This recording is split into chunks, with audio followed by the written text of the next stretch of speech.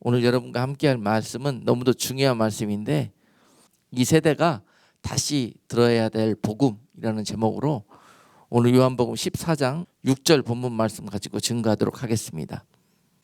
예수께서 가라사대 내가 곧 길이요 진리요 생명이니 나로 말미암지 않고는 아버지께로 올 자가 없느니라.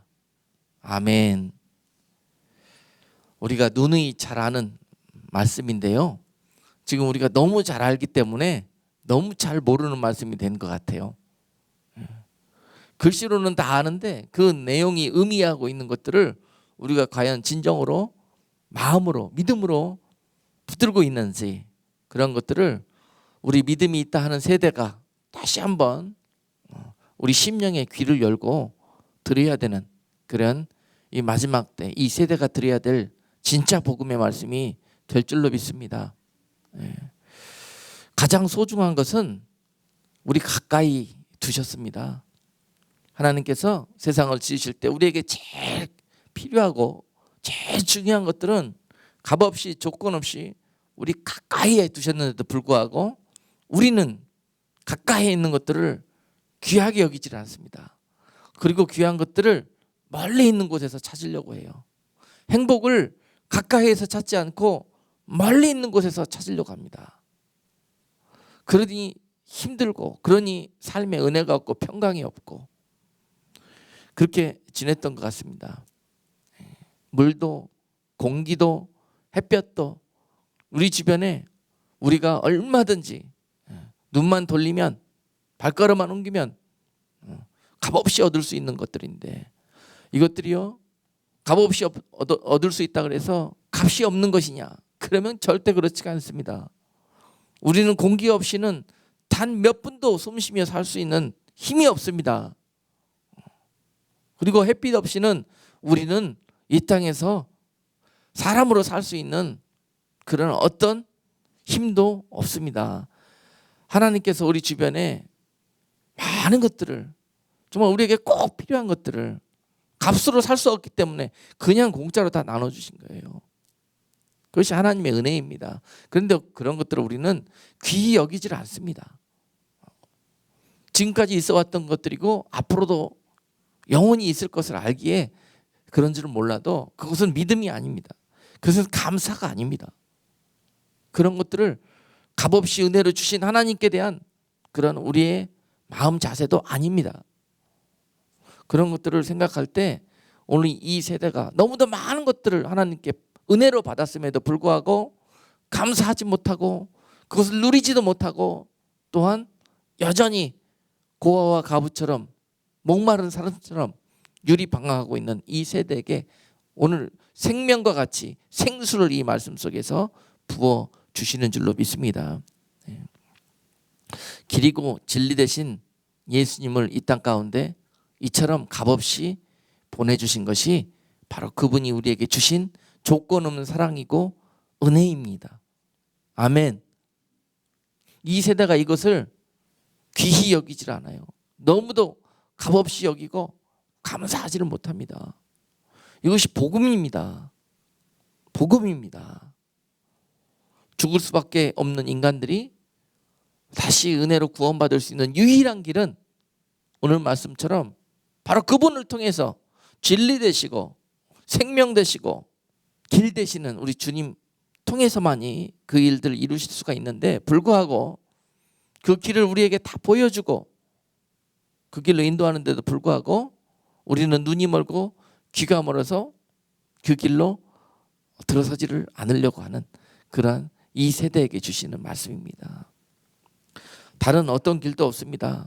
주님께로 향해서 난 그 길만이 우리를 살릴 수 있고 우리를 이 땅에서도 배부르게 할 수 있는 유일한 길이라는 것을 이미 오래전부터 이사야 선지자를 통해서 말씀을 주시고 계십니다. 이사야서 55장 1절로 2절 말씀은요, 너희 목마른 자들아 물로 나아오라, 돈 없는 자도 오라, 너희는 와서 사 먹되 돈 없이 값없이 와서 포도주와 젖을 사라. 너희가 어찌하여 양식 아닌 것을 위하여 은을 달아주며 배부르게 못할 것을 위하여 수고하느냐. 나를 청정하라. 그리하면 너희가 좋은 것을 먹을 것이며 너희 마음이 기름진 것으로 즐거움을 얻으리라. 아멘. 복음 아닌 것을 향해서, 진리 아닌 것을 향해서, 마치 불을 향해서 달려드는 나방처럼 달려드는 이 세대를 향해서 하나님께서는 오래전부터 이미 선지자들을 통해서 말씀을 주셨습니다. 약속을 주셨습니다. 내가 너희의 생명의 길을 열어줄 테니까 그 길을 향해서 너희는 한 사람도 빠짐없이 돌아와야 할 것이다 라는 약속입니다. 아멘. 그것을 가리켜서 은혜라고 설명하고 계십니다. 은혜. 그렇게 말 안 듣고 불신앙 속에 죄짓고 하나님과 거리를 더욱더 멀리했던 그 백성들이 가야 할 길은 죽음의 길, 영원한 사망의 길이었는데도 불구하고 그들이 살 수 있는 유일한 길을 두신 것, 바로 그것이 하나님의 은혜였는데요. 그 은혜를 에베소서 2장 5절과 8절 말씀을 이렇게 설명하고 계십니다. 허물로 죽은 우리를 그리스도 예수 안에서 살리셨고 너희가 은혜로 구원을 얻은 것이라. 너희가 그 은혜를 인하여 믿음으로 말미암아 구원을 얻었나니 이것이 너희에게서 난 것이 아니요 하나님의 선물이라. 이렇게 설명하고 계십니다. 여러분, 그 은혜가 우리가 죄로 허물 때문에 죽을 수밖에 없는 그런 영적 사형수였는데 우리를 살리시기 위해서 길을 내신 것, 바로 그것이 하나님의 은혜였어요. 너희가 그래서 은혜로 구원을 얻게 되었다 그랬습니다. 그 길을 열어주신 분이 바로 하나님이신데 그 길은 예수 그리스도시요 오늘 진리요 생명 되신 그분이라고 말씀하고 계시는 거예요. 참 비밀입니다. 예수 그리스도는 하나님의 비밀이라고 그러셨습니다. 그 비밀을 숨겨두지 아니하고 만 세상에 드러내셨는데요. 복음을 통해서 말입니다. 그 비밀을 다 알려주셨는데요. 그 비밀의 통로를 본 자들마다 이 일 위에 어떤 자세를 택하나 하는 것이 오늘 말씀의 주제입니다. 조건 없이 값받지 아니하고 다 그 길을 열어주시고 그 비밀을 다 보여주셨는데요. 그 비밀을 알게 된 그들이 보인 행동이 과연 어떠했느냐, 이것입니다. 여러분, 이 은혜를 어떻게 받아들이냐에 따라서 그들의 보인 행동은 완전히 달랐습니다. 감사하며 은혜로 받아들인 자와 이까지 선물 이거 아무것도 아닌데 세상 살아가는데 아무 필요도 없는데 뭐 그러면서 하찮게 여기고 업신여기고 오히려 배척하고 조롱하고 했던 자들이 보였던 반응과 나중에 맞이할 결과는 정말 엄청난 차이를 보이게 될 거라는 것. 또한 이 세대가 지금 이 마지막 때 다시 들어야 될 복음입니다. 그 복음은 이미 다 이루어진 것이 아니에요. 마지막 때 주님이 다시 오심으로 인해서 마지막 피어리드가 찍히게 될 거란 것입니다. 그래서 그 복음의 은혜의 줄기가 흘러가면서요, 마지막 그 피어리드는 심판으로 끝나게 된다는 사실입니다. 그것을 다시 한번 이 세대가 명심하고 마음 깊숙이 깨닫고 이제라도 그 복음에 합당한 열매를 맺는 복된 성도들 다 되어야 할 것입니다. 이 메시지는 이미 복음을 영접한 자들이 들어야 될 메시지예요. 그들이 복음을 영접하고 그 복음 앞에 어떤 삶의 모습을 가지고 그 복음을 이루어 갔나, 구원을 이루어 갔나 하는 그런 모습들을 점검해 볼 수 있는 귀한 시간이 될 수 있기를 주님의 이름으로 축복합니다.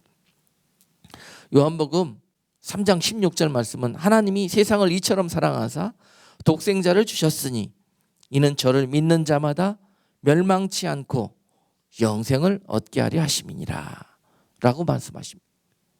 바로 이 요한복음 3장 16절 말씀은 이 하나님의 약속의 말씀을 이 땅 가운데 예수 그리스도를 통해서 성취시켜 주신, 우리에게 선물로 은혜로 주신 그 역사적인 사건을 말씀하고 있는 것입니다. 하나님이 정말 천하에 죽어도 마땅치 않은 우리 죄인들을 이처럼 사랑하셨대요. 이처럼 사랑하셨답니다. 하나님이시니까 사랑하시는 거예요. 어떻게 원수를 사랑할 수 있겠습니까? 원수 되어서 안 될 그런 하나님의 자녀들이 하나님과 원수가 되어서 죽는 길로 향해 가고 있는데요, 하나님은 이것을 버려두지 아니하시고 그들을 이처럼 사랑하셨다는데, 하나님께 가장 소중한 가치를 가지고 있는 것을 죽이셔서 버리셔서 그 원수 같은 말 안 듣는 그런 믿음 없는 세대와 자녀들 구원해내시는데 사용했다는 것입니다. 이것이 바로 이처럼 너희를 사랑했다는 하나님의 표현인 것입니다. 그래서 그 사랑의 표현이 예수 그리스도로 나타나셨고요, 그분이 이 땅에 오셔서 우리를 대신해서 우리가 죽어야 될 그런 사망의 음침한 골짜기를 그분께서 통과하심으로 대신 값을 치루어 주심으로 우리가 은혜로 그분을 믿는 자들마다 구원을 얻게 되었다는 것이에요. 이것이 복음입니다. 여기에 값이 들어가지 않은 것이 아니에요. 우리가 치러야 될 값을 그분이 대신해서 치러 주셨다는 그 사실, 그것이 바로 대속의 은혜인 것입니다. 이 사실을 모르니까 감사하지가 않는 거예요. 이 사실을 모르니까 그 구원에 합당한 믿음으로 자라나지 않는 것입니다. 항상 영적인 사형수 제가 비유를 하지 않습니까? 내가 죽을 수밖에 없는 정말 그 사망의 음침한 두려움과 그 무시무시한 형벌이 기다리고 있는 그 코트에서, 그 재판소에서 말입니다. 빠져나올 수 있는 길이 없는데, 왜냐? 내가 죄인이었기 때문에, 죽을 수밖에 없는 죄를 지었기 때문에. 그런데 빠져나올 수 없는 그 길에서 누군가 찾아오셔서 나를 대신 건져주시고 자신이 그 형벌을 받으신 거예요. 그 은혜 받은 자가 바로 우리라는 사실입니다. 이 세대가 이것을 다시 기억해야 되는 거예요. 복음을 영접한 자들이 다시 이 사실을 기억해야 되는 거예요. 그러면 우리는 이처럼 살 수가 없습니다. 그러면 우리는 이 은혜 받은 자의 삶을 믿음의 열매로 맺는 일에 소홀히 할 수가 없는 것입니다.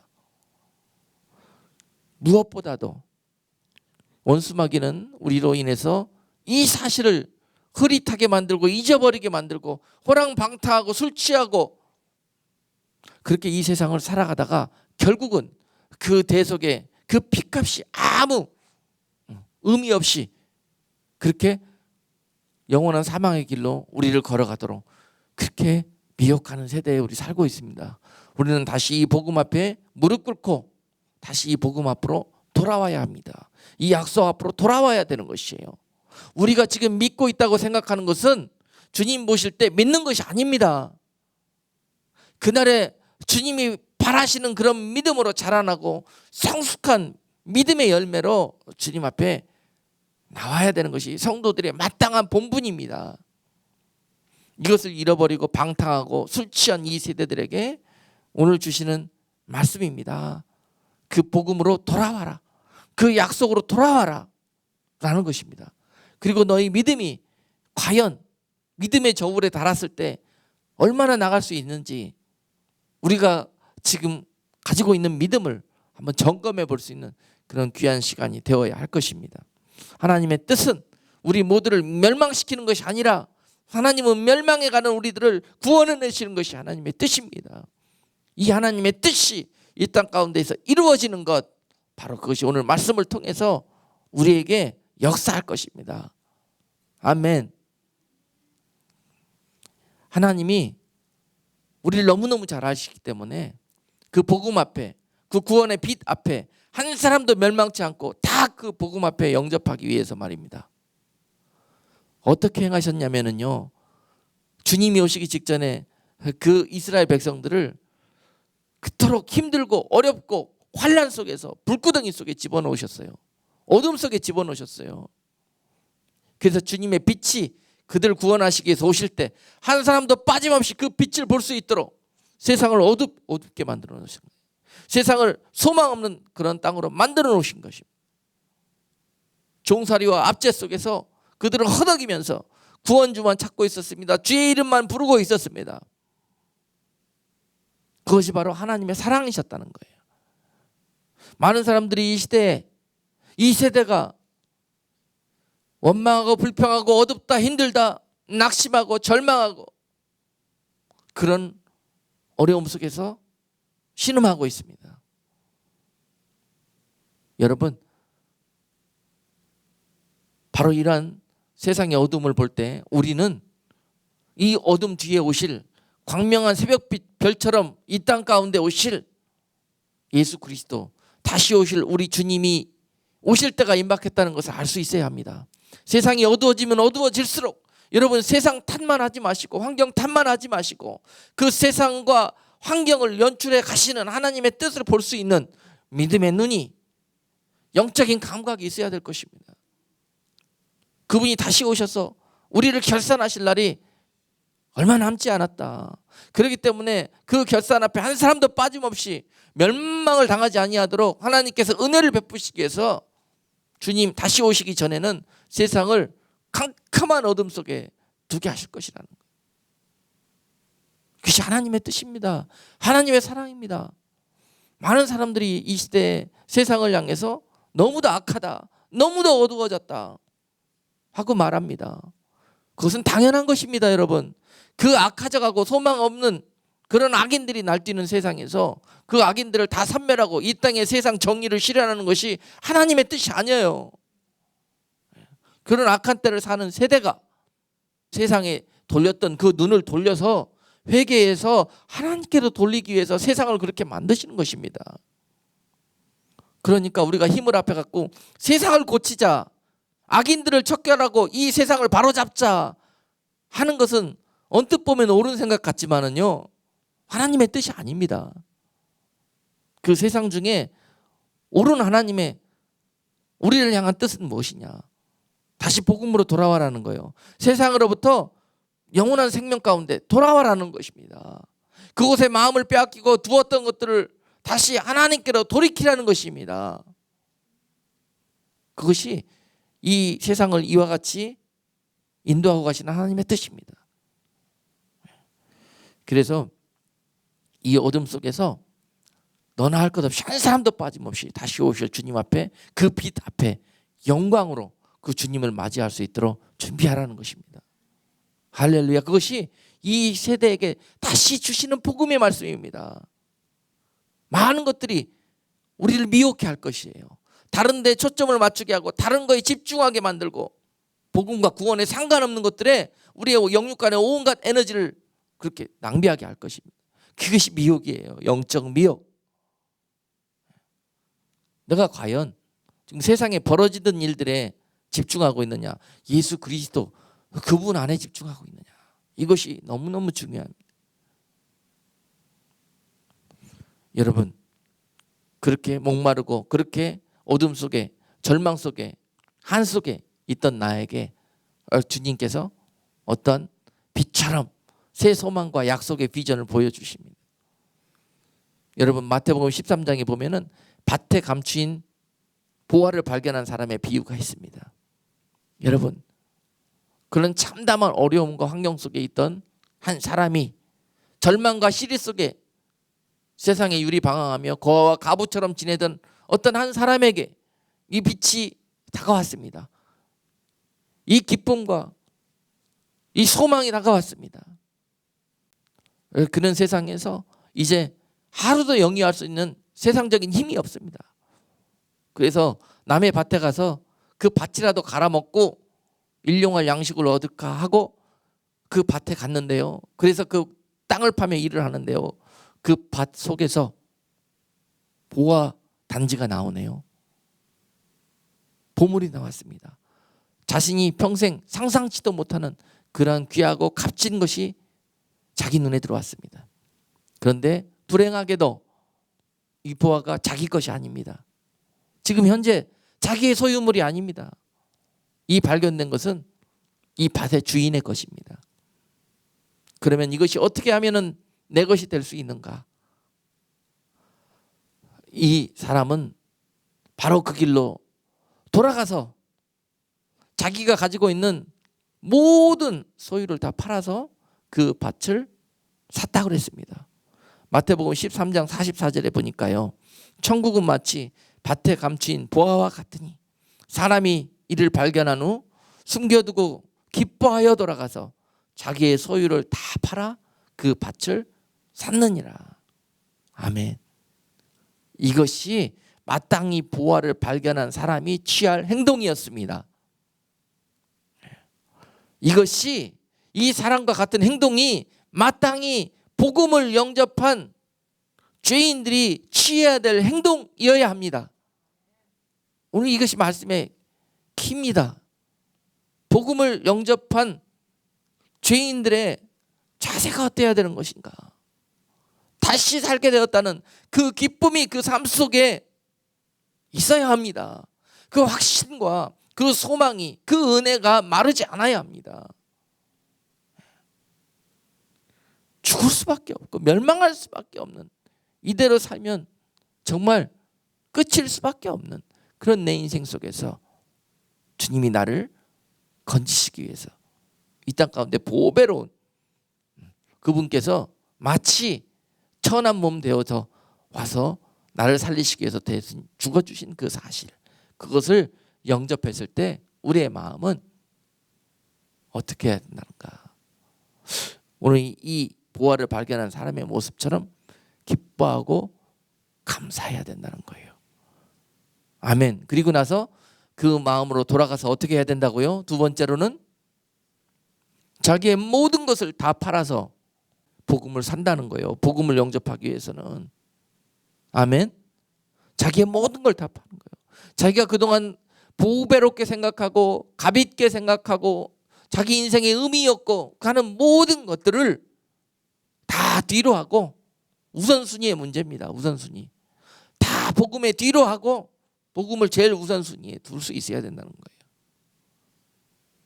하나님의 나라와 영원한 세상을, 그 약속을 가장 그 삶의 우선순위로 올려놓는 것, 바로 그것이 복음을 영접한 자가 마땅히 취해야 될 자세인 것입니다. 이것이 없기 때문에 우리가 복음을 영접하고도 이렇게 사는 거예요. 이것이 없기 때문에.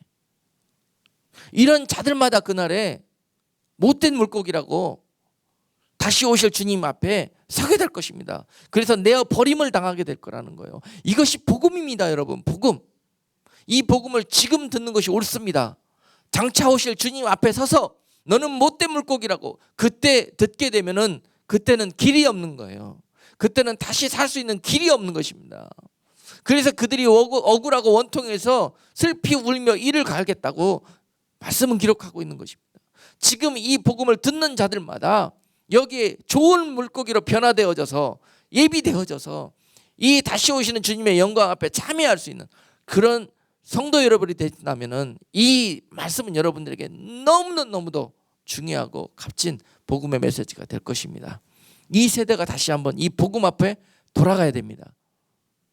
아멘. 다 알기는 알지만 믿지를 않습니다, 이 세대가. 그리고 붙들지를 않습니다. 아는 것이 믿는 것처럼 생각합니다.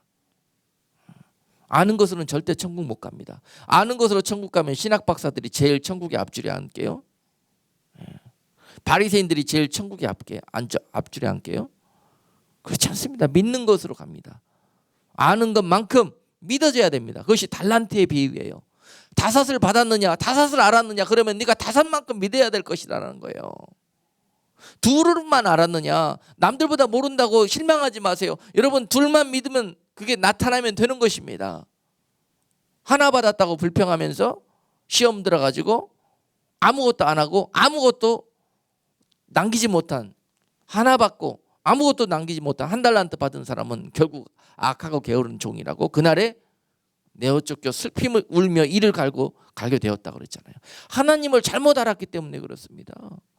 천국을 잘못 알고 복음을 잘못 이해했기 때문에 그렇습니다.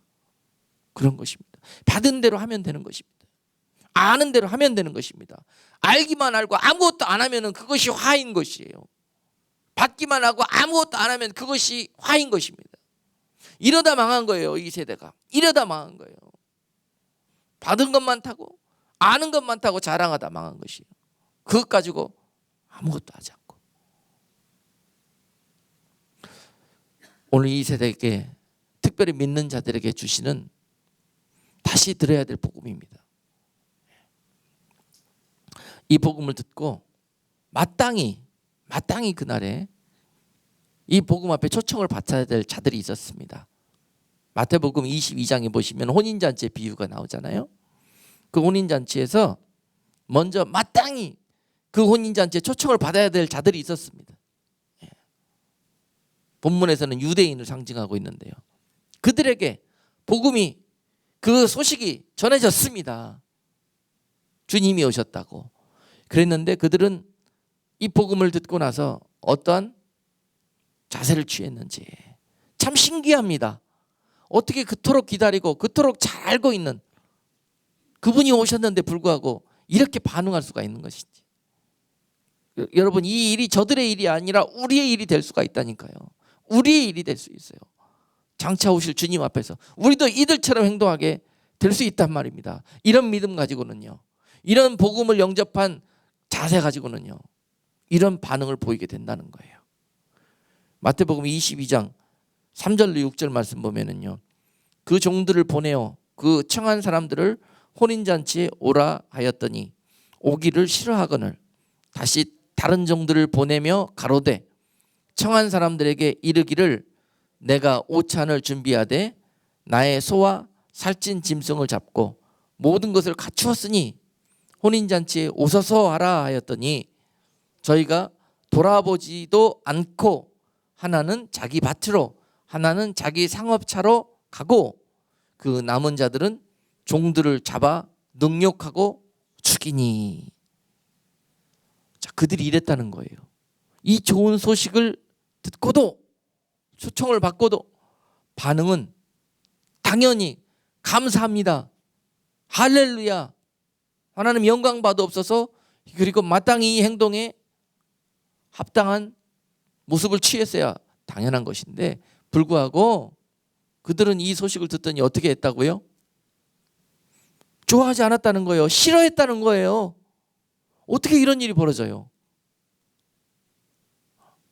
이 귀한 잔치에, 그토록 기다리던 잔치에 나를 불러주신 그 사실을 그들은 기뻐하지 않아요. 싫어했다는 거예요. 그리고 또 다른 행동은 자기 밭으로, 그리고 또 다른 행동은 자기 상업차로 돌아서서 그 길로 갔다는 거예요. 자기들의 길로. 당연히 가야 될 길로 그들의 행동이 반응을 보였어야 되는데 다른 길로 갔다는 거죠. 왜 그 길로 갔습니까? 하찮은 그 초청장, 복음의 초청장보다 나는 당장 내 밭에서 내 손으로 땀 흘리면서 그냥 내가 벌어 먹으면 된다는 거예요. 하나님 약속, 은혜 필요 없다는 거예요. 내가 당장 읽어 먹을 밭이 있으니까, 나 세상에 부족한 건 없으니까, 그 세상에서 나오는 걸로 먹고 살기에 부족한 건 없으니까 나는 이걸로 좋다는 거예요. 그렇잖아요. 여러분, 좋은 직장 있어가지고 그냥 딱딱 매월 되면은 돈 나와요. 살기에 부족함이 없어요. 딱 보장되어져 있어요, 앞이. 이런 사람들 복음을 들으면은요, 이렇게 반응하기가 쉽습니다. 과연 이 세상에 그렇게 보장된 삶이 은혜이고 축복인지요? 다시 생각해 봐야 됩니다. 이것과 값진 보화를 바꿀 수 있어야 돼요. 값진 보화를 발견하고 그 복음을 발견하고 이것과 바꿀 수 있어야 돼요. 그래야 마음을 바꿀 수가 있습니다. 이 세대가 다시 들어야 될 복음이에요. 한 손으로 두 가지를 쥘 수가 없습니다. 한 마음으로 두 주인을 섬길 수가 없어요. 주인이 바뀌어져야 돼요. 그 복음을 듣고 복음이 우리 삶의 주인이 돼야 된다는 거예요. 나머지는 다 부수물이에요. 부수물. 복음을 영접하고 누가 이 우선순위가 바뀌었느냐를 주님이 와서 셈하실 것입니다. 계산하실 거란 말입니다. 이 세대가 이걸 몰라요. 이거를 그냥 나 다 주님 알고, 나 천국 알고, 어떻게 하면 되는 줄 알고, 나는 그렇게 살고 있다고 생각하면서 그렇게 지내고 있다가 당장에 주님 앞에 이런 책망을 받게 될 것이라는 사실이에요. 그래서 그들이 자기 밭으로 가고 상업차로 떠났다는 거예요. 그리고 또한 자꾸 그래도 형제님 자매님 그러면 죽습니다, 그러면 주님 오시는 날 그날에 책망받습니다, 심판받습니다, 지옥 갑니다, 이런 말 자꾸 하니까 나중에 어떻게 하더라? 자기 힘들게 하니까 자기한테 좋은 소리 안 해주니까 잡아 죽이더라는 거예요. 온갖 해코지하고 나중에 죽이까지 하더라는 거예요. 이게 복음을 듣는 자들의 보인 반응이었습니다. 그들은 그런데 마땅히 복음을 영접해야 되는 대상들이었어요. 그들은 교회 다니는 자들이었어요. 그들은 교회에서 집사요, 장로요, 권사였어요. 그들은 목사였어요. 그럼에도 불구하고 그들은 복음을 믿지 않았다는 거예요. 알기는 알았고 듣기는 많이 들었어요. 그런데 믿지를 않았다는 거예요. 믿었다면은 믿음이 합당한 행동이 따르는 겁니다. 마치 밭에 받친 보화를 발견한 사람처럼 말입니다. 변화된 모든 내 삶의 구조가 바뀌어야 되는 거예요. 이것이 복음을 영접한 자들이 마땅히 취해야 될 자세요. 그렇지 못한 자들은 오늘 마태복음 22장 읽은 3절로 6절의 말씀에 보인 그런 무리들과 같은 행동을 보이게 될 거라는 사실입니다. 그리고 또 어떤 자들은 이런 반응을 보였어요. 복음을 영접한 후에 마태복음 22장 10절로 11절 말씀에 보니까 하나님은 누구도 빠짐없이 소외된 자라 할지라도 찾아가셔서 이 복음을 증거케 하십니다. 그리고 이것을 듣고 그들이 어떻게 반응하는가가 결국은 그 심판날에 그들이 받게 될 이 결과예요. 10절 말씀 보니까 종들이 길에 나가 악한 자나 선한 자나 만나는 대로 모두 데려오니 혼인잔치에 손이 가득한지라 임금이 손을 보러 들어올세 거기서 예복을 입지 않은 한 사람을 보고 친구여 어찌하여 예복을 입고 오지 않았느냐 물어볼 때 그가 대답하기를 유구무원이라고 그랬습니다. 유구무원. 입은 있어도 할 말이 없다는 거예요. 임금께서 이 약한 자를 당장 끌어내어 밖에 내어 버리라고 그랬습니다. 자, 그가 보여야 될 마땅한 행동은 무엇이었냐면은 예복을 입고 오는 거였습니다. 예복을 입고. 그 예복은 예수 그리스도를 상징합니다. 예수 그리스도를 상징합니다. 그 예복은 임금이 자격 없는 그에게 이 거룩한 잔치에 초청하기 위해서 그 더러운 몸으로는 올 수 없기에 그를 위해서 대신 예수 그리스도를 죽이시고 그 가죽으로 그에게 예복을 만들어 주신 거예요. 그리고 그가 그 잔치에 올 수 있는 유일한 길은 그 예복을 입고 오는 거였어요. 그런데 안 입고 왔어요. 그게 죄인 거예요, 죄. 그는 이것을 아무렇지도 않게 생각했어요. 그냥 들어가기만 하면은 그 잔치에 아무 문제가 없을 줄 알았어요. 그런데 심각한 문제가 발생한 거죠. 입장이 안 돼요. 예수 그리스도 그분이 십자가에서 죽으셔서 우리를 위해서 예비하신 구원의 옷 그것을 입지 않고서는 절대 그 자리에 갈 수 없습니다. 우습게 여기면은 안 입고 간다니까요. 오히려 하나님 잘 보이길 하려고 사람적으로 인간적인 생각을 가지고 알록달록한 옷, 더 이쁜 옷, 빛나고 하얀 세마포 옷 입고 가지 않냐고 색깔온 색동저고리 옷 입고 가려고 생각해요. 그것이 사람의 마음으로 사람의 생각으로 가다가 망하는 거예요. 망하는 거예요. 우리는 복음으로 돌아가야 돼요. 세마포 예복을 입고 오라 그랬으면은 그 예복 입고 가면 됩니다. 그분이 바로 예수 그리스도예요. 그분은 화려하지도 않고 그분은 눈에 보기에 아름답고 우리 보기에 좋은 것이 많이 없어 보이기 때문에 우리가 예수 그리스도 위에 또 다른 좋은 것들로 아무리 준비하고 간들 그 자리에 들어갈 수 없다는 것입니다. 그 예복을 입고 가야 되는 거예요. 많은 사람들이 지금 이런 방탕한 생각을 하고 있습니다. 이렇게 살아도 하나님이 은혜로 우리를 구원해 주신다고 했으니까 예복 안 입고 가도 우리를 구원해 주시겠지. 이런 마음 가지고 이자가 온 거예요. 혼인잔치에. 이것이 은혜가 아닙니다. 하나님의 나라의 은혜는요. 하라는 대로 하고 하지 말라는 거 안 하고 하는 것입니다.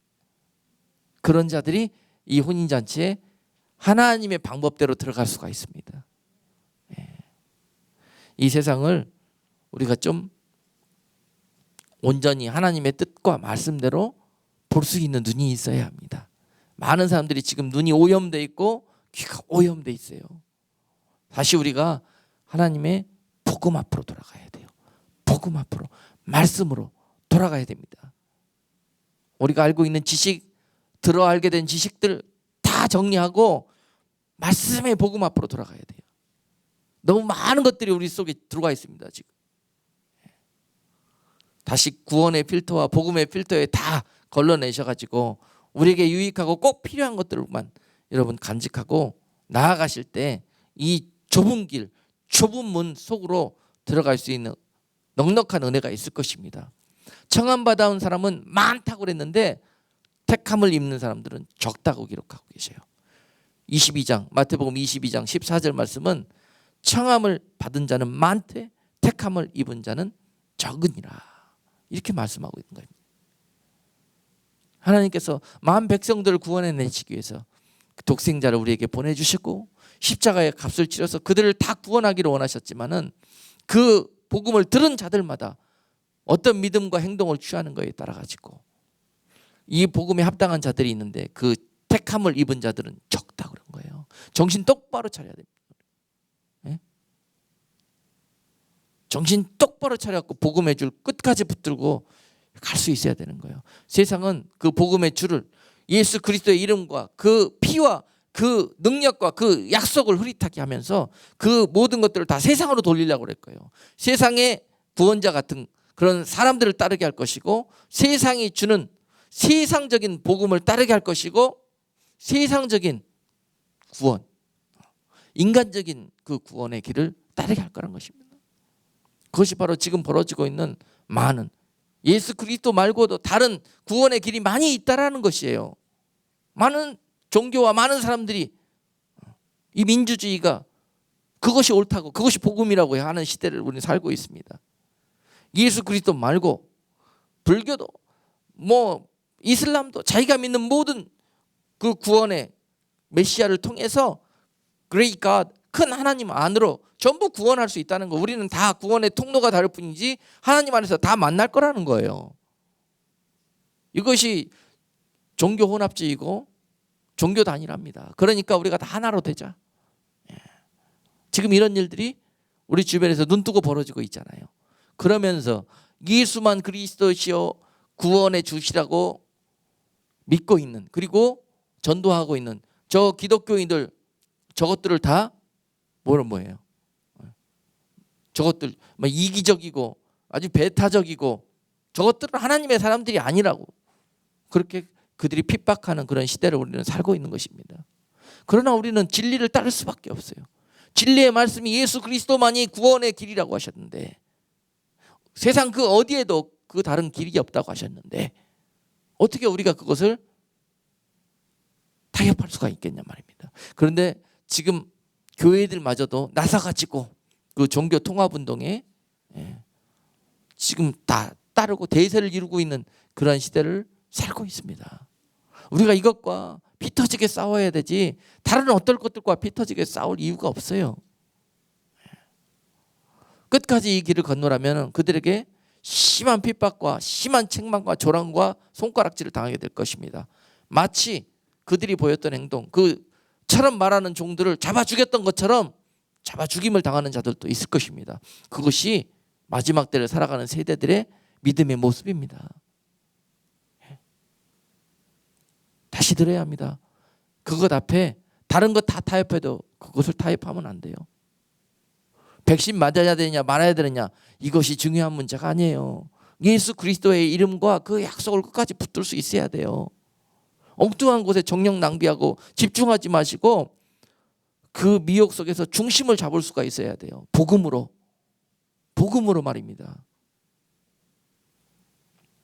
그날에 주님이 오셔서 끝까지 그 복음의 약속을 붙들고 죽으면 죽겠다고 순종하며 따라온 백성들을 주께서 좋은 물고기라고 말씀하시면서 그릇 안에 다 모아 담으실 것입니다. 마태복음 13장 47절 50절 말씀에 그물의 비유를 통해서 말씀해 주셨습니다. 또 천국은 마치 바다에 치고 각종 물고기를 모는 그물과 같으니 그물에 가득함에 물가로 끌어내고 앉아서 좋은 것은 그릇에 담고 못된 것은 내어 버리느니라. 세상 끝에도 이러하리라. 천사들이 와서 의인 중에서 악인을 갈라내어 풀물불에 던져 넣으리니 거기서 울며 이를 갈미 있으리라. 우리에게 복음을 주시고 그 복음을 교회를 통해서, 교회라는 그물을 통해서 세상에 던지셨어요.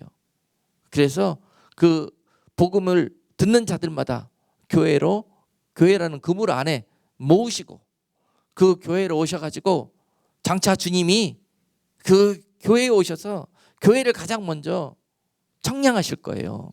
주의 집을 먼저 청량하실 거란 말입니다. 이 그물 안에 과연 좋은 물고기가 얼마나 들어있는지를 청량하실 거라는 거예요. 여러분, 그 그물 안에 다 들어있다고 좋은 물고기가 아니에요. 거기에 좋은 물고기든 나쁜 물고기든 못된 물고기든 다 그 그물 안에, 그물을 던지면은 끌어올려오게 돼 있습니다. 그래서 그 그물 안에 좋은 물고기는 그릇에 담고 못된 물고기들은 밖에 내어 버린다고 말씀하고 계십니다. 그물에 다 잡혔는데요, 다 그것을 담으셔야 오르시죠. 그건 우리 생각이에요. 우리 생각, 인간적인 생각, 세상적인 생각, 인본주의. 하나님이라면 그렇게 하셔야 되는 거 아닙니까? 그런 자들이 그날에 몰된 물고기라고 버림을 당하게 될 거예요. 하나님을 알긴 알았어도 잘못 안 사람들이 결국 이런 최후를 맞이하게 됩니다. 말씀대로 복음대로 알아야 돼요. 하나님을. 인간적으로 세상적으로 알면 망합니다. 그런데 지금 그런 많은 미혹의 가르침들이 난무하고 있는 세대예요. 그러므로 오늘 말씀은 우리가 이 세대가 다시 들어야 될 진짜 복음이 뭐냐 하는 그런 주제를 가지고 말씀을 나누고 있는 거예요. 그래서 어떤 물고기가 좋은 물고기냐 하는 것입니다. 그리고 어떤 물고기가 못된 물고기냐. 아멘. 못된 물고기가 지금까지 쭉 말씀한 대로 그런 종류의 그런 삶을 무지해서 또는 교만해서 그렇게 살다가 결국 이 꼴을 당하게 되는 거예요.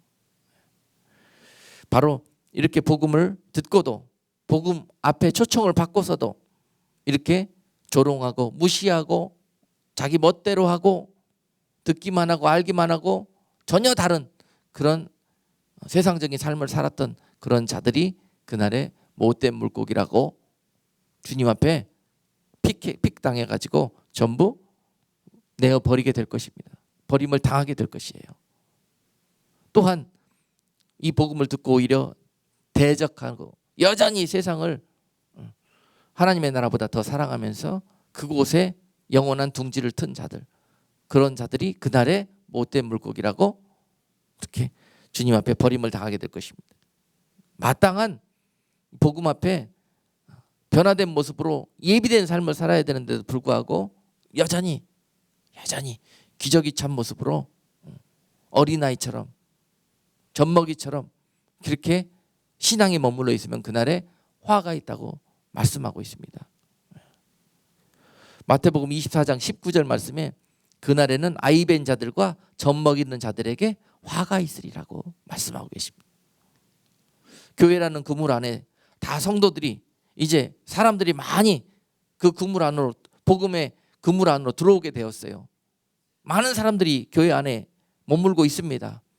그런데 그 안에서 다 주님께서 보았더니 이거는 젖먹이고 이거는 어린아이고 다 보았더니 장성한 믿음의 좋은 물고기들은 한 마리도 없어요. 이런 꼴이 나면은 그 교회는 책망받는다는 것입니다. 바로 그런 교회가 아이벤 교회예요. 사람들만 많아. 그런데 믿음의 성도들을 양육을 못하고 순산에 내지를 못해요. 그리고 다들 그냥 젖먹이고 설탕물 먹이고 기복주의, 세속주의 하면서요, 모든 마음과 중심을, 믿음을 세상과 썩어질 것들을 향해서 인도하고 갔던 그런 교회들, 이것들이 바로 그날에 오면은 주님께서 못된 물고기라고 다 내어버릴 교회요 성도들이라는 거예요. 교회에 와서 앉아있다고 다 천국에 가는 게 아니에요. 다 좋은 물고기가 되는 것이 아닙니다. 그날에 책망받을 자들과 그날에 칭찬받을 자들이 다 그 그물 안에 같이 있다는 것이에요. 그곳 안에서 빨리 말씀으로 연그러지고 익어져야 되는 거예요. 익어져야 되는 것입니다. 그래서 좋은 물고기로 그렇게 변화된 성도들이 그날에 주님의 칭찬을 얻고 영광에 들어가게 될 것입니다. 우리가 하나님의 은혜로 순전히 세상 중에 있던 우리를 그 복음의 그물로 우리를 건져내셨어요. 우리는 아직 더러워요. 아직 죄인이에요. 우리에게 믿음이 어디 있어요? 우리 스스로 좋은 물고기가 될 수 있는 힘이 어디 있어요? 그러나 그물에 들어오는 자들마다 이제 하나님의 말씀이 그들을 가르치시고 그들에게 양분을 주실 텐데 그 말씀을 은혜로 믿음으로 하나님의 사랑으로 받는 자들마다 회개하게 된다는 거예요. 회개하게 된다는 거예요. 나쁜 물고기, 못된 물고기에서 좋은 물고기로 돌아가게 된다는 거예요. 돌아서게 된다는 것입니다. 이 일을 게을리하고 이대로가 좋사오니 머물러 있던 자들이 책망받고 버림을 당하게 된다는 것입니다. 여러분, 마지막 때의 심판은 주의 집에서 이루어집니다. 주의 집에서 악하고 못된 물고기를 내어 갖다 버리고 좋은 물고기들만 거두어 가시는 것, 그것이 주님 그리스도의 이 땅에 오셔서 재림하셔서 하실 심판대입니다. 그리스도의 심판대는 의인의 심판이에요. 악인을 골라내고 의인을 거두시는 심판이란 말입니다. 그 심판은 교회에서 이루어집니다. 교회에서 믿는 자들의 회중에서 이루어져요. 그래서 누가복음 5장 32절 말씀에 보니까요, 내가 의인을 부르러 온 것이 아니요 죄인을 불러 회개시키러 왔다 그랬습니다. 주님께서 이 땅에 오신 이유는 주님이 이 땅에 오셨을 때 의인이 누가 있겠냐는 거예요. 누가복음 18장 8절 말씀에 인자가 올 때 세상에 믿음이 있는 자를 보겠느냐 말씀하셨어요. 인자가 세상에 다시 올 때 믿음 있는 자가 어디 있겠느냐 그러는 거예요. 믿음 있는 자, 이 땅의 의인. 여러분, 아브라함도 소돔 땅에서 찾아봤는데 10명 못 구했지 않습니까? 소돔 같은 이 땅에서 의인 찾을래야 찾을 수 없습니다. 그런데 누가 의인으로 이 하나님의 영광 앞에 나가게 될 것인가? 누가? 회개한 자가 의인 되는 거예요. 회개한 자가, 죄인으로 살면서 회개한 자가 의인 되는 거예요. 죄인이면서 예수 그리스도의 피로 값없이 죄사함을 얻고 우리는 의롭게 되어지는 것입니다. 그러므로 우리는 의롭다함을 얻게 되는 것이에요. 그래서 의롭게 되는 것입니다. 우리 스스로 그분의 피와 그분의 힘 없이 의로워질 수 있는 어떤 사람도 없습니다. 의로워지기 위해서는 그분 앞에 나와야 되는 거예요. 그분을 온전히 영접해야 되는 것입니다. 의로워질 수 있는 유일한 길은 바로 회개하는 것이에요. 내 모든 죄와 내 모든 사망을 예수님께 다 전가하고 예수님 갖고 계시는 그 의로움을 내가 대신 모시는 겁니다. 이것이 바로 예수님을 나의 주로 고백할 때 이루어지는 이게 영적인 이런 일들이에요. 그러므로 우리가 의인이 되는 거예요. 아멘. 그래서 회개할 때 이런 일들이 벌어집니다. 회개할 때. 그래서 회개가 축복이라는 것입니다.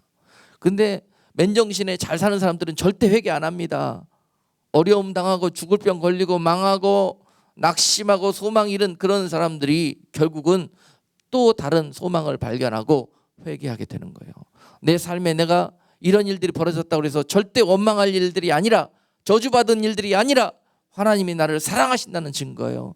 죽을 수밖에 없고 계속 술 취해서 방탕해서 그 길로 갈 수밖에 없는 나를 하나님이 치셔서 회개할 수 있는 길로 인도해 주신 것, 이것이 은혜인 것입니다. 감사할 일인 것입니다. 그러므로 주님 말씀하시기를 내가 의인 99으로 인해서 기뻐하는 것보다 죄인 하나가 회개하는 것으로 인해서 기뻐하는 것이 더 크다고 말씀하셨어요. 할렐루야. 회개가 얼마나 하나님을 기쁘시게 하는 것인지. 여러분, 누가복음 15장 7절 말씀은 이렇게 기록하고 계시에요. 내가 너희에게 이르노니 이와 같이 죄인 하나가 회개하면 하늘에서는 회개할 것 없는 의인 99을 인하여 기뻐하는 것보다 더하리라 말씀하고 계십니다. 오늘 말씀을 정리합니다.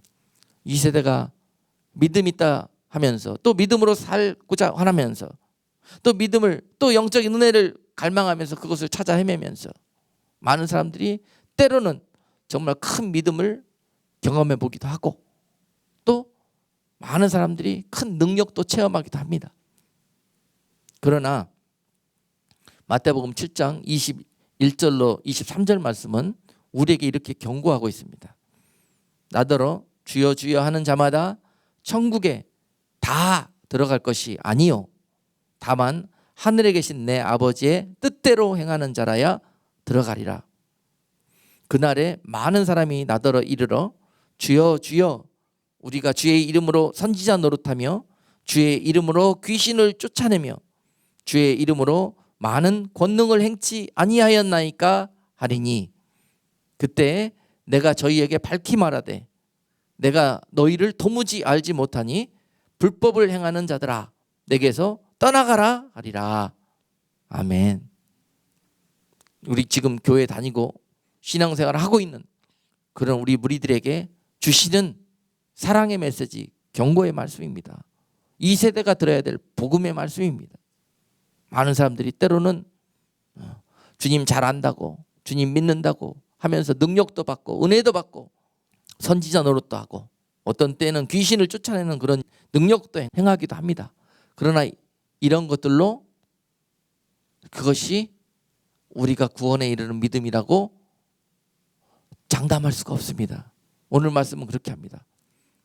그런 자들마다 오늘 다시 이 말씀을 명심해서 들어서 하나님이 원하시는 것은 우리의 변화된 삶의 행동인데요. 그 변화된 삶의 복음을 영접하고 난 후에 변화된 우리들의 모습이 무슨 눈에 보이는 많은 육적인 그런 열매들을 드러내고 하는 그런 것들을 원하시는 것이 아니라 우리가 그 복음을 영접한 후에 우리들이 변화된 삶의 모습, 삶에서 맺어야 될 열매들은 말입니다. 우리 속에 시험 들고 어렵고 힘들고 소망 잃을 때에도 그 약속 변치 않고 놓지 않고 좁은 길 끝까지 견뎌내며 그 소망 바라보면서 환경과 어려움들을 이겨내고 극복하고 서는 것, 실족하지 않는 것, 부인하지 않는 것, 할렐루야. 바로 이것이 그 주님을 우리의 구주로 영접한 후에 그 복음을 영접한 후에 그 복음에 합당한 삶의 변화된 모습으로 나타나는 것입니다. 그런 분들마다 낙심할 일이 없어요. 화낼 일이 없어요. 기쁨과 감사가 넘쳐나게 돼요.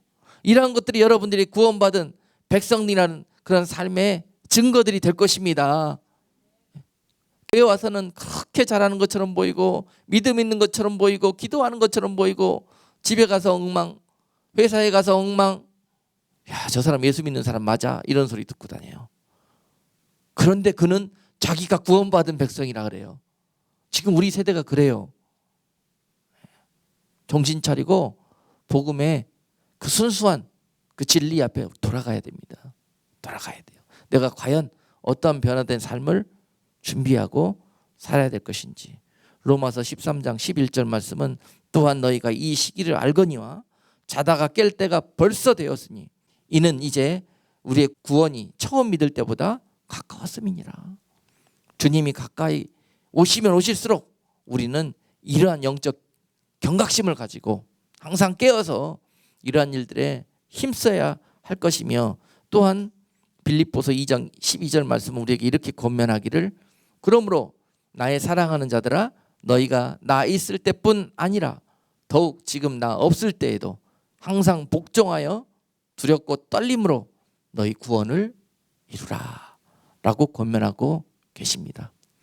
오늘 말씀을 통해서 정말 미혹과 혼탁한 영적 기류 속에 살아가는 이 세대가 정말 순수한 진리의 그런 외길 복음으로 다시 돌아가서 그 복음 앞에서 주님 오시는 날까지 끝까지 피 터지도록 지혜와 싸우며 모두 승리하시는 여러분 되시기를 주님의 이름으로 축복합니다. 기도하겠습니다. 하나님 아버지 감사드립니다. 오늘 많은 사람들이 걸어가는 그 넓은 길 속에서 이렇게 하면 되겠지, 이렇게 하면은 구원받겠지. 이래도 하나님의 은혜로 나를 건져주실 거야 라고 생각하며 술 취하고 방탕한 삶을 살았던 우리들에게 오늘 이 귀한 생명의 말씀을 주신 것 감사드립니다. 이 말씀을 듣는 모든 자들마다 다시 한번 우리들의 믿음의 모습을 말씀의 거울에 비춰보게 하시고 주님의 복음에 합당한 예복으로 갈아입는 우리 모두가 될 수 있도록 은혜 베풀어 주시옵소서. 예수 그리스도 이름으로 기도드리옵나이다. 아멘.